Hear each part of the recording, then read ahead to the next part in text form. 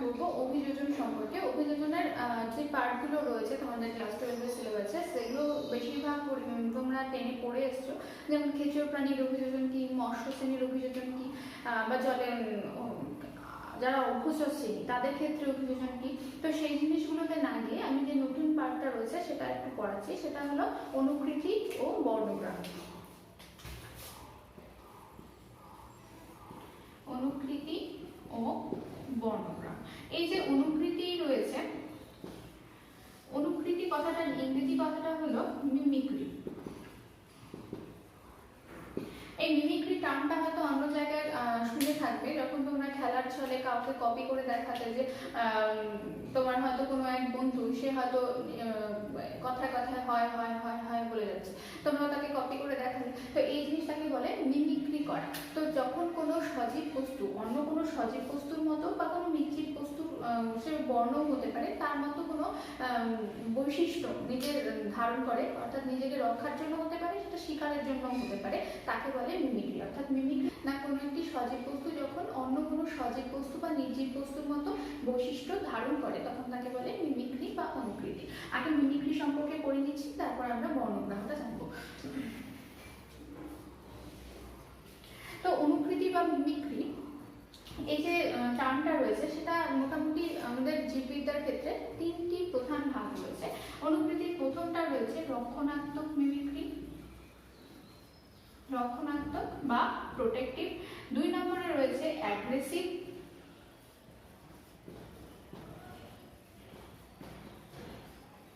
3 নম্বরে রয়েছে কনসাস। অর্থাৎ প্রথমে রয়েছে রক্ষণাত্মক মিমিক্রি, তারপর অ্যাগ্রেসিভ মিমিক্রি, তারপর রয়েছে কনসাস মিমিক্রি। প্রথমে রক্ষণাত্মক মিমিক্রি সম্পর্কে একটু জানি। রক্ষণাত্মক মিমিক্রির ইংরেজি কথাটা হলো প্রোটেক্টিভ মিমিক্রি, মানে রক্ষণাত্মক বা প্রোটেক্টিভ। এই রক্ষণাত্মক বা প্রোটেক্টিভ কথাটার মানে হলো প্রোটেক্ট করা বা রক্ষা করা, অর্থাৎ নিজেকে রক্ষার জন্য যে সমস্ত মিমিক্রি বা অনুকৃতি করে কোনো জীব, তাকে বলছে রক্ষণাত্মক মিমিক্রি। এবার রক্ষণাত্মক মিমিক্রির মধ্যেও আবার দুটো ভাগ রয়েছে। মিমিক্রির যে ভাগগুলো, সেগুলো হলো 1 নম্বরে রয়েছে কনসিলিং,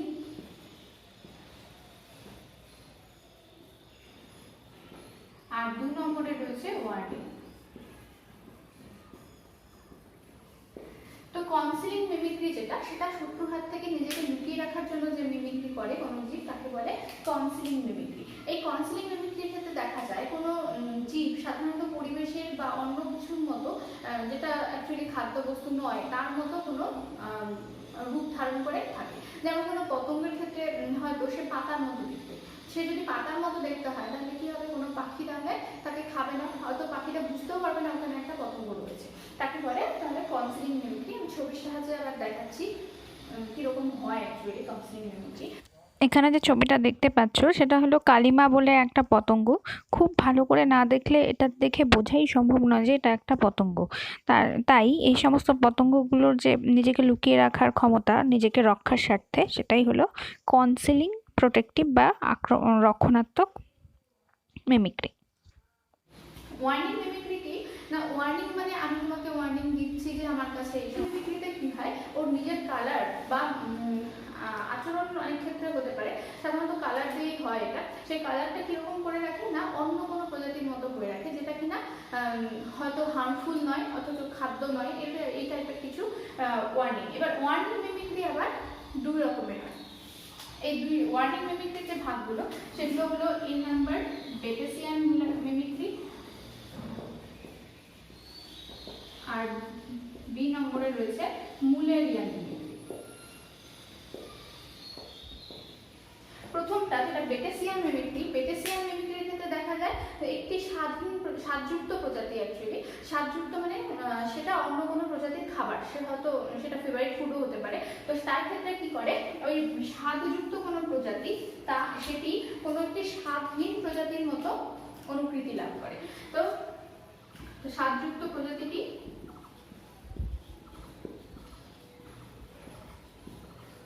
স্বাদহীন প্রজাতির মতো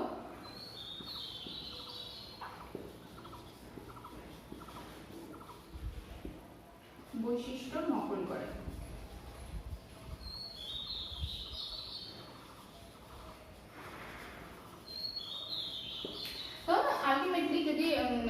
যে প্রজাতিটা স্বাধীন অবভিয়াসলি তাকে কেউ খেতে যাবে না। তো স্বাদযুক্ত প্রজাতি যদি ওর মতো ব্যবহার করতে শুরু করে বা ওর মতো দেখতে হয়, তো যারা খাদক শ্রেণী তারা ভাববে এটাও তো স্বাধীন, ছেড়ে দিলাম, খাবো না। এই যে ছবিটা দেখছো এটা হলো মোনার্ক প্রজাপতি। এ সাধারণত স্বাদহীন একটা প্রজাতি। আর এরপর যে ছবিটা আসছে সেটা হলো ভাইসরয় প্রজাপতি। এটা ভাইসরয় প্রজাপতি, এটা একটু স্বাদযুক্ত প্রজাতি। তো মোনার্ক প্রজাপতির ছবিটা লক্ষ্য করে দেখবে, মোনার্ক প্রজাপতি আর ভাইসরয় প্রজাপতি মোটামুটি একই রকম দেখতে। তো এক্ষেত্রে কি করেছে, মোনার্ক প্রজাপতির মতো রং ভাইসরয় প্রজাপতি নকল করেছে। তাহলে কি করবে না, ভাইসরয় প্রজাপতিগুলো শিকারের হাত থেকে রক্ষা পেতে পারবে। আবার কখনো কখনো দেখা যায় যে কোনো একটা বিষাক্ত প্রজাতি নকল করছে কোনো একটা বিষাক্ত নয় এমন কোনো প্রজাতি। এখানে একটা ইস্টার্ন কোরাল স্নেক যেটা দেখা যাচ্ছে সেটা হলো ভেনোমাস বা বিষাক্ত। আর এখানে আরেকটা ছবি যেটা আছে স্কারলেট কিং স্নেক, দুটোই কাছাকাছি দেখতে, একই ধরনের প্রায় ডোরাকাটাটা নকল করেছে। অথচ কোরাল স্নেক বিষাক্ত, অথচ স্কারলেট কিং স্নেক এটা বিষাক্ত নয়। অর্থাৎ কোনো বিষহীন প্রজাতি এখানে বিষাক্ত কোনো প্রজাতি বা ডেঞ্জারাস কোনো প্রজাতিকে নকল করছে। এটাও কিন্তু বেটেসিয়ান মিমিক্রির মধ্যেই পড়বে। এরপর যেটা মুলেরিয়ান মিমিক্রি, মুলেরিয়ান মিমিক্রির ক্ষেত্রে কি হয়, এখানে ছিল একটি স্বাদযুক্ত একটি স্বাদহীন বেটেসিয়ানের ক্ষেত্রে, কিন্তু মুলেরিয়ানে কি হয়, দুটি স্বাদহীন প্রজাতি তারা দুজনে একই রকম চেহারা বা ছবিতে একই রকম দেখায়, অর্থাৎ তাদের কালার একই, দুটি স্বাধীন প্রজাতি। অর্থাৎ যারা শিকারী প্রাণী তারা কি ভাববে যে এই রঙের যতগুলো আছে তারা কাউকেই খাবো না।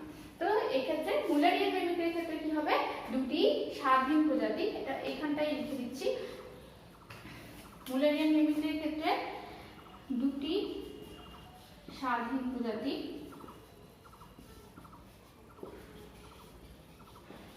পরস্পরকে নকল করে।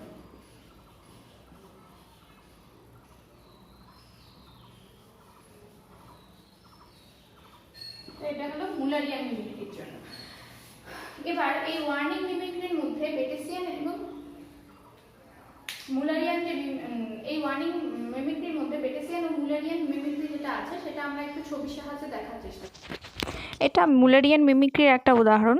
প্রথমে একটা মৌমাছির ছবি দেওয়া আছে আর তার পাশে ডান দিকে রয়েছে একটা ওয়াস্প অর্থাৎ বোলতার ছবি।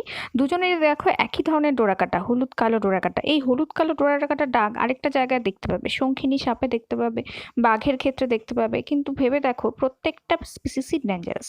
অর্থাৎ মুলেরিয়ান মিমিক্রিতে কি হয় না, দুটো ডেঞ্জারাস প্রজাতি নিজেদের পরস্পরকে নকল করে, অর্থাৎ তাদের একই রকম চেহারা দেখায় যাতে সবাই দূরে থাকে, অর্থাৎ ওয়ার্নিং।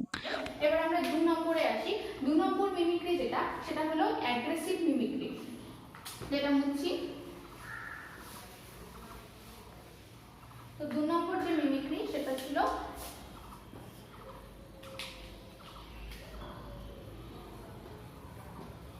Aggressive mimicry. এই অ্যাগ্রেসিভ মিমিক্রি যারা সাধারণত তারা হয় শিকারী প্রাণী, অর্থাৎ তারা লুকিয়ে কোনো একটা অন্য জিনিসের মতো ছদ্মবেশও হতে পারে, সেটা ধারণ করলো, ধারণ করার পর কি করলো না, শিকারী প্রাণীটা শিকার যেখানে আছে তাকে শিকার করতে ওইভাবে সুবিধা করবো। এবার অ্যাগ্রেসিভ যেটা তার মধ্যে আবার ভাগ রয়েছে। 1 নম্বরে রয়েছে কনসিলিং,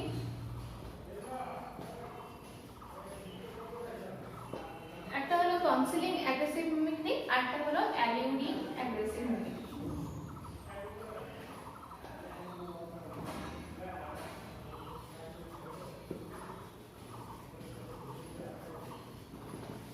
এবার কনসিলিং যেটা সেটা লুকিয়ে থাকা, যেটা রক্ষণাত্মকে দেখেছো এখানেও একই রকম। শিকারী প্রাণী এক্ষেত্রে কি করে, লুকিয়ে থাকে, পারিপার্শ্বিক পরিবেশের মতো বর্ণ ধারণ করাই হোক বা পরিস্থিতি নকল করে, অ্যাকচুয়ালি পরিবেশের কোনো রং বা কিছু নকল করে, বৈশিষ্ট্য নকল করে লুকিয়ে থাকে, লুকিয়ে শিকারের জন্য অপেক্ষা করে, সেটা হলো কনসিলিং।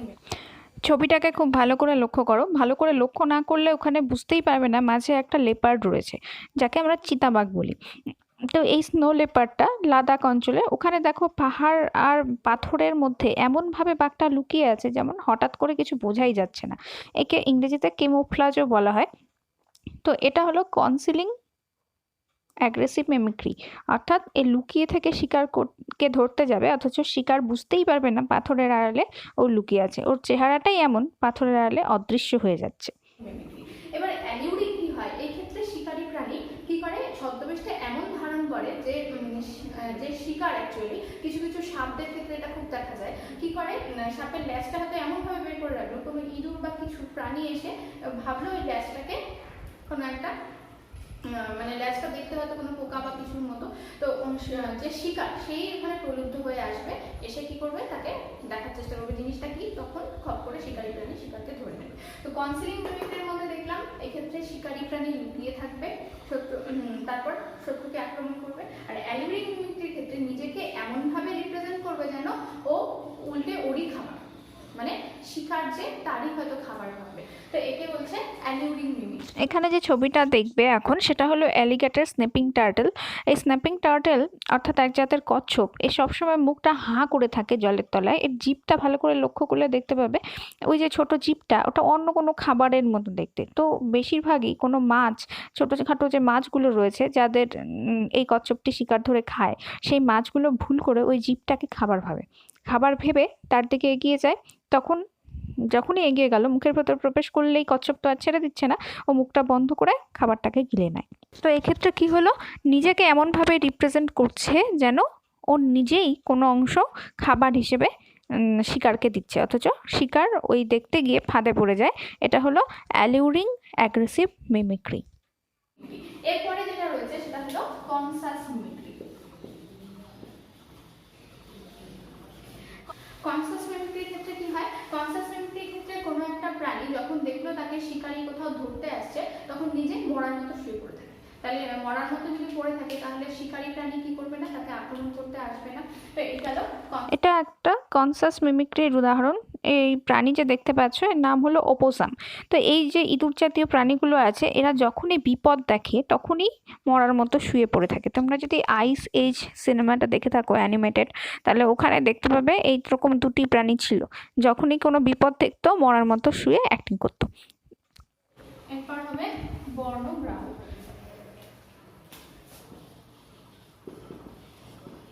বর্ণগ্রাহ মানে পরিবেশে কোনো বর্ণ গ্রহণ করা, তাকে বলছে বর্ণগ্রাহ। কোনো নির্দিষ্ট কালারেশন হতে পারে। এবার বর্ণগ্রাহ জিনিসটা কি, পরিবেশের চারদিকে অনেক রং, সেই রংগুলোর মধ্যে কোনো একটা নিজের শরীরে ধারণ করা, শুধু কালার, এখানে কোনো অন্যান্য বৈশিষ্ট্য নয়, শুধু কালারটা ধারণ করা হলে তাকে বলছে বর্ণগ্রাহ। বর্ণগ্রাহের মধ্যে দুটি ভাগ আছে, ভাগগুলি কি কি, একটা হলো কনসিলিং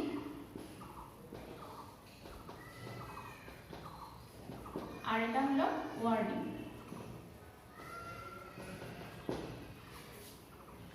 তো একদম ছবির সাহায্যে বা উদাহরণগুলো দেখে নিই কি ধরনের হয়।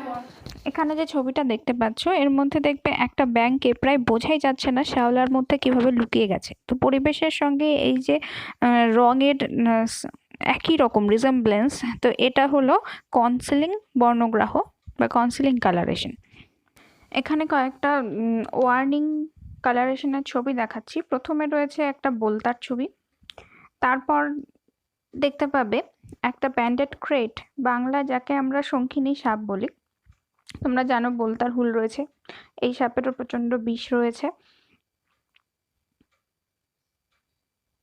তারপর রয়েছে একটা বাঘ, এরও সাদা হলুদ কালো ডোরা কাটা। তো দেখবে এখানে প্যাটার্নটা মোটামুটি একই। তারপর রয়েছে ব্লু রিংড অক্টোপাস, দেখলেই একটা কেমন ভয় ভয় ব্যাপার রয়েছে, তো এটাও কিন্তু একটা ওয়ার্নিং। এই ব্লু রিংড অক্টোপাস অ্যাকচুয়ালি আমাদের জন্য ডেঞ্জারাস। তারপরে এই ছবিটা একটা আনআইডেন্টিফাইড ফ্রগ, অর্থাৎ এর এখন নাম জানা যায়নি, তবে এর শরীরেও যে ছাপগুলো রয়েছে দেখে রীতিমতো ভীতি সৃষ্টি করে মনের মধ্যে। তারপর রয়েছে পয়জন ডার্ট ফ্রগ, এটা কালার দেখলেই বুঝতে পারবে কালারটা একদমই নর্মাল নয়, দেখি একটু ভয় ভয় লাগে। তো এদের ক্ষেত্রে এগুলো সব ওয়ার্নিং দিচ্ছে।